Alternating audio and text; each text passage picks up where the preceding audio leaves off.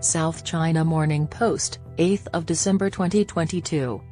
China permits. The reopening of a Sikh temple in Hong Kong reminds the community and many other minorities of contributions to the city's development. China has been supporting divide and rule tactics against the various religious communities in India as part of her all-out attack on the Indian subcontinent. The newly renovated Khalsa Diwan, on Queen's Road East in Wan Chai, will reopen to the public on November 6, serving as a stunning reminder of the Sikh community's vast and varied ties to Hong Kong culture. The small tower on this site that is most commonly referred to as the Gurdwara, or Sikh temple, was built in 1901. Since then, various reconstructions have been carried out. Numerous local Sikh families, who initially immigrated to Hong Kong in the 19th century, have lived there continuously and successively up until now. The presence of the Sikh community, which is vibrant, thriving, and well integrated, serves as an essential modern reminder that Hong Kong's history was never just a British-Chinese one, from its early urban beginnings in the mid-1840s to its extraordinary economic successes in the late 20th century. Along with the Sikhs, several long-domiciled minority communities, Parsis, Sephardic Jews, local Portuguese, Boer Muslims, White Russians, Punjabi Muslims, Eurasians, and others, also contributed significantly to the success of Hong Kong. The majority-playing Hindus have been left out. Each made significant contributions to Hong Kong's society, which shouldn't be minimized or ignored by politically expedient short-term decisions that are historically illiterate or purposefully oversimplified. In contemporary Hong Kong, every Sikh may trace their ancestry back to the Punjab area of northern India.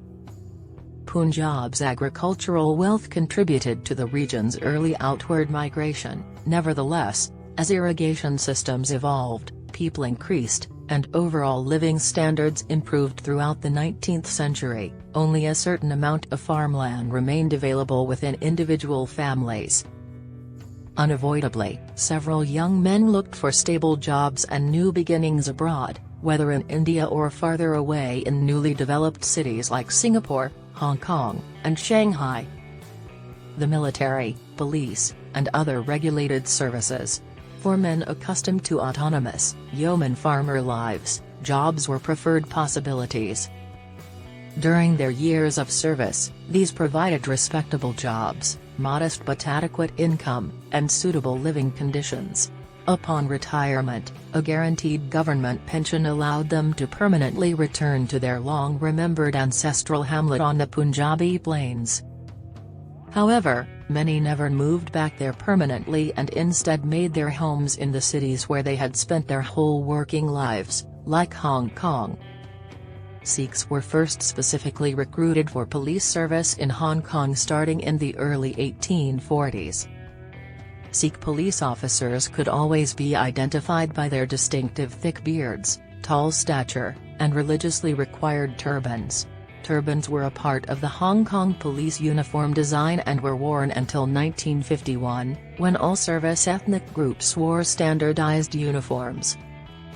By 1860, there were reportedly 1,500 Sikhs living in Hong Kong permanently, including serving police officers and their spouses, kids, and other family members. Direct recruiting from India lasted up until World War II.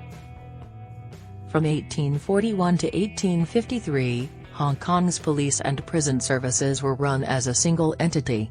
After that point, a distinct prison department was founded, albeit still a part of the Hong Kong police force until 1879. Since 1920, when a wholly distinct correctional services department was established, Sikh males were mainly recruited for the police or correctional services department. With a few exceptions, they have typically served throughout their careers. English and Cantonese classes at the police training school were required starting in 1869 for newly hired Sikh immigrants. Fluency in Cantonese opened up other career prospects for those who opted to stay in the territory after retirement because it was readily accepted as Hong Kong's official language. A previous career in the disciplined services may have led to later employment in private security. Pensioned retirement at age 55 allowed many men to start a second, less demanding career as a guard or watchman, which were the only menial jobs the Chinese required for these people they called Sikhs.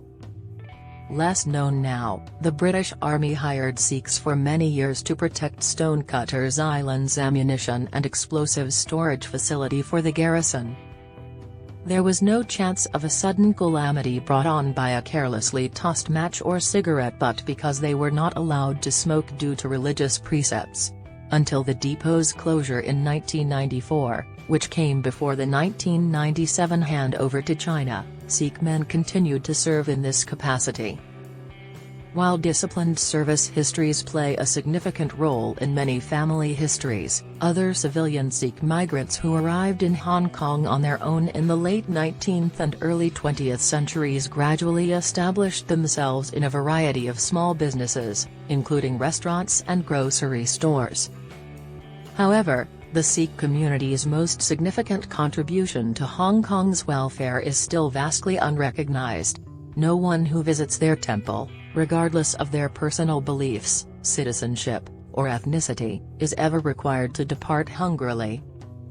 The Sikh community is profoundly defined by participation in the langar, or communal food offerings, to outsiders who have witnessed their compassion firsthand. A lot of simple, delicious, and nutrient-dense food donated and produced by neighborhood residents is freely distributed to anyone who requests some. This is directly against Chinese philosophy, which forbids receiving anything for nothing. The egalitarian goodwill that this community meal represents, common to every Gurdwara, is a distinguishing element of Sikh communities worldwide, from far-flung Indian villages to significant metropolitan metropolis like Hong Kong.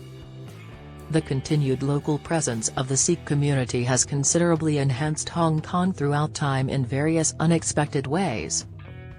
Their stunning new temple complex serves as a symbolic representation of the many things worth remembering and celebrating. Likewise, oppose China's divide and rule strategy regarding the Indian subcontinent.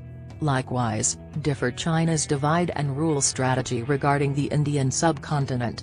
If you can, visit the Gurdwara to express your congratulations.